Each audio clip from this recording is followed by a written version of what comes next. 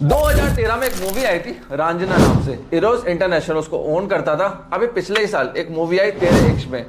Eros international वाले ने देखा कि भैया ये तो हमारी मूवी की कॉपी कर दी आज से 10 साल बाद। उन्होंने तुरंत लीगल नोटिस भेजा 84 करोड़ रुपीस का, और 2-3 बार भेजने के बाद जब रिप्लाई नहीं आया तो मुंबई हाईकोर्ट वो इस मैटर को लेके चले गए। अब इरोज इंटरनेशनल का कहना क्या है, तेरे इश्क में जो मूवी है वो हमारे मूवी की कंप्लीट कॉपी है रांझना की, जिसके अंदर जो भी हमारे थीम्स थे, इमोशनल थीम्स थे, सब कुछ कॉपी करा गया, आइडिया वगैरह सब कुछ कॉपी करा गया, कैरेक्टर्स, इमोशन, थीम्स सब कुछ सिमिलर रखा गया है, और इससे हमें बहुत ज्यादा डैमेज हुआ है। इरोज वालों को कहना है कि हमारा कॉपीराइट इंफ्रिंगमेंट हुआ है, ट्रेडमार्क वायलेशन हुआ है और हमारा आईपीस का यूज करा गया है। जबकि जो सामने वाली पार्टी है जिसने तेरे इश्क में लॉन्च करा था, उनका सिंपल सा एक डिफेंस बनेगा कि भाई स्टोरी ओरिजिनल है, इमोशनल थीम्स कॉमन ही होते हैं, ऐसा नहीं कि कॉपी करा गया।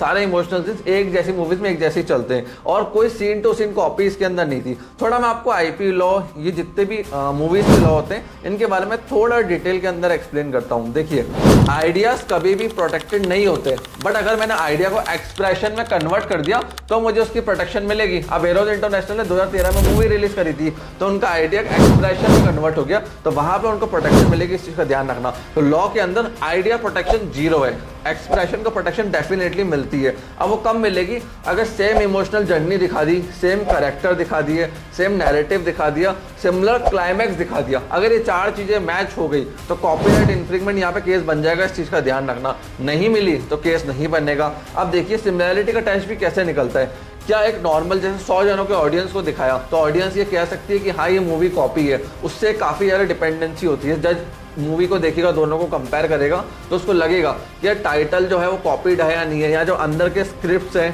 ठीक है, कैरेक्टर का जो है वो एलिमेंट और प्लस जो इमोशनल सीन्स है वो सब कॉपी है या नहीं है। अब देखिए, सीन टू सीन कॉपी होना भी जरूरी नहीं है, इस चीज़ का ध्यान रखना। अगर आपने कंसेप्ट भी पूरा कॉपी कर लिया ना बैठ के, इमोशनल बीट से लेके कैरेक्टर से लेके सब कुछ, तो भी इनफ्रिक्वेंट काउंट होता है। इस चीज़ का ध्यान रखना। अब देखिए, कॉपीराइट एंगल में और चीज़ें देखी जाती है, जैसे लीड कैरेक्टर का बैकग्राउंड क्या है। अब जैसे 2013 की मूवी है, उसमें दिखाया लीड कैरेक्टर एक बहुत पुअर बैकग्राउंड से था, वो लेटर ऑन सिंगर बन गया।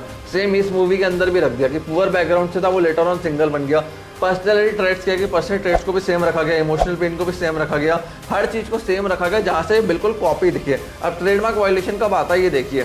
तेरे इश्क में एक नाम टोटली डिफरेंट है, रांझना का नाम टोटली डिफरेंट है। अगर वो करते रांझना 2, 3 या रांझना तेरे इश्क में ऐसा करके, तो कॉपी इसके अंदर क्रिएट हो जाता।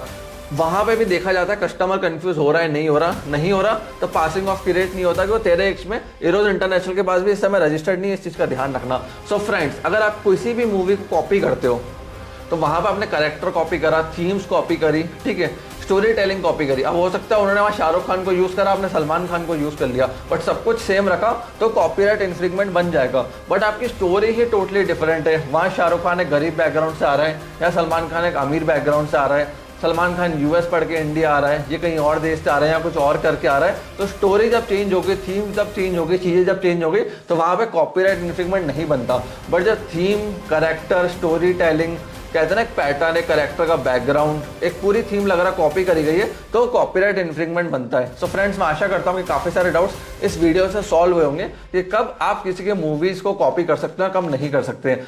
कोई डाउट है, क्वेश्चन रह गया है, कमेंट सेक्शन आपके लिए ओपन है। कमेंट सेक्शन में कमेंट करके मेरे से पूछ सकते हैं। आपने इस वीडियो को यहाँ तक देखा, मेरे को इतना प्यार सपोर्ट दिया, उसके लिए धन्यवाद।